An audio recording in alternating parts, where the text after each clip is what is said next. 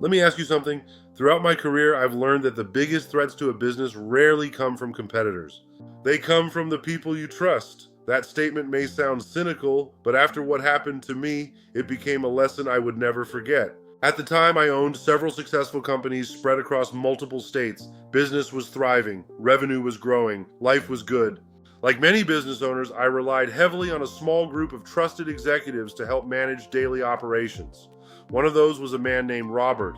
Robert had worked for me for nearly 12 years. He attended company events. He knew my family. I knew his family.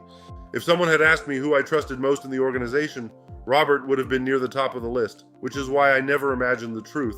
The trouble began with something incredibly small, a discrepancy of less than $400. One afternoon, our controller stopped by. "Bill," she said, "something doesn't make sense. I've found 3 vendor invoices that don't match previous billing patterns." The amount was insignificant. Most business owners would have ignored it. I almost did, but major problems often announce themselves quietly. A week later, she returned. This time she looked concerned. The problem wasn't one invoice, it wasn't 3, it was dozens. Payments had been issued to vendors that appeared legitimate, but several of the vendor addresses led to vacant buildings or post office boxes. We hired a forensic accounting firm. The investigation was conducted quietly. The accountant spent nearly 60 days reviewing every transaction. When the lead investigator called me, I immediately knew something was wrong. His voice was serious. "We need to meet in person." The following morning, 3 investigators walked into my office carrying boxes of records. For nearly 2 hours, they explained what they had found. The fraud had been operating for years. Fake vendors were created inside our accounting system. The money was routed ultimately to one individual, Robert, the trusted executive, the man who had worked beside me for over a decade. He had stolen approximately $1.8 million over a 6-year period. I sat there in silence. Not because of the money, the company would survive. What shocked me was the betrayal. Was any of it genuine? The investigators had already gathered overwhelming evidence. Bank records, emails, digital logs. There was no doubt. The next question was what to do. Many would have called law enforcement immediately. Instead, I wanted one conversation first. The following day, I invited Robert to my office.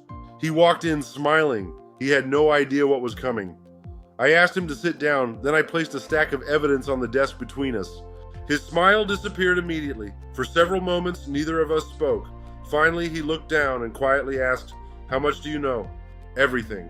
Eventually, he admitted it. The fake vendors, the false invoices, all of it.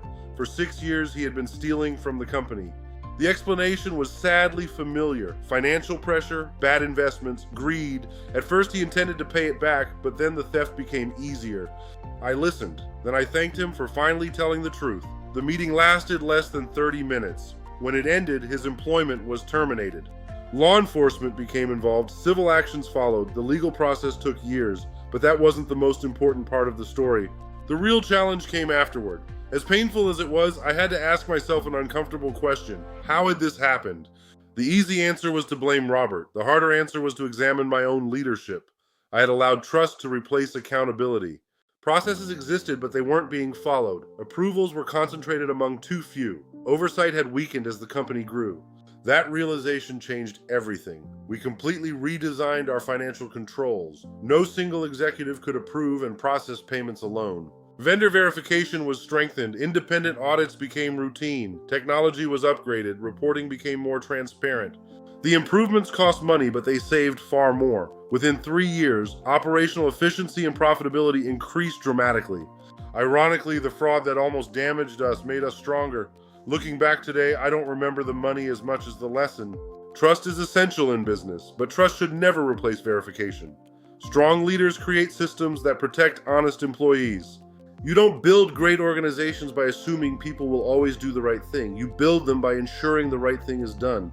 People ask if I became more suspicious. The answer is no. I became wiser. I still trust people, but I understand that good intentions are not internal controls. In business, your greatest asset isn't revenue or equipment, it's the integrity of the systems that protect everything you've built.